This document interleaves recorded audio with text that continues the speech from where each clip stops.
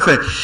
Vous nous dites que l'avion de chasse qui a survolé l'espace aérien de Kidal a également subi les tirs venant de mouvements, en tout cas des groupes séparatistes de l'Azawad. Est-ce cela? Mais bien sûr, les quelques combattants qui étaient là-bas, ils ont envoyé des tirs en l'air. Est-ce que c'est orienté vers l'avion? Est-ce que, en tout cas, on a vu les vidéos. Mais je dis, c'est arrêté, c'est stupide. C'est stupide, ces enfants, agissant sous le coup de la fureur ou je sais pas, au nom de quoi, et on manquait encore une fois de rentrer dans l'histoire de la sagesse. Quelque rafale d'une Kalachnikov ou d'un AK-47, qu'est-ce que ça peut déranger face à une armée en pleine montée en puissance par rapport à son devoir légitime de protéger ses populations, y compris les populations de Kidal? Donc pour moi, vraiment, quand j'écoute RFI en train de spéculer l'ex-rébellion, les mouvements signataires, d'abord RFI qu'ils arrêtent de mentir. Les mouvements signataires en majorité ne sont pas concernés par ce qui se passe à Kidal. C'est une poignée d'hommes, c'est une minorité qui continue à se livrer à ce genre d'exercice. Malheureusement que les populations dans leur majorité ne soutiennent pas.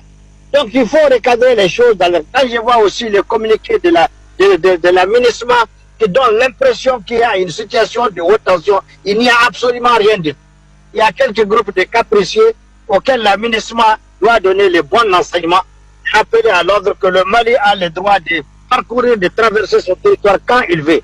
Il ne reste plus que la vocation de DDR pour que cet accord, on le mette en arrière.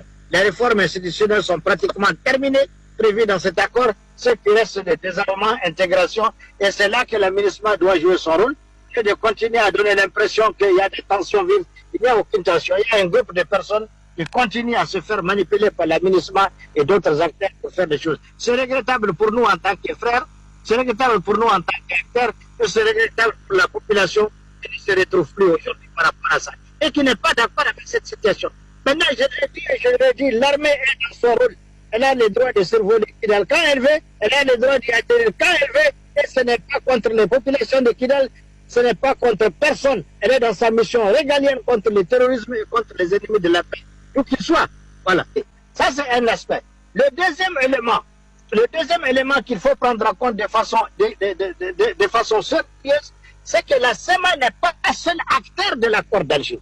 La SEMA est un des acteurs de l'accord d'Alger, donc son opinion n'est qu'une opinion. C'est lorsque nous décidons de nous mettre en accord sur quelque chose que cela se met en place. Mais à un moment donné, et c'est là que je salue la patience du gouvernement, mais la patience elle a des limites. À un moment donné, il va falloir assumer la volonté de la majorité des Maliens. Parce que la majorité des Maliens et des signataires de cet accord aujourd'hui veulent aller au désarmement. Mais le gouvernement, en tant que principal acteur, continue à démarcher les frères de la SEMA pour que tout le monde vienne et qu'on continue ensemble dans ce DDR.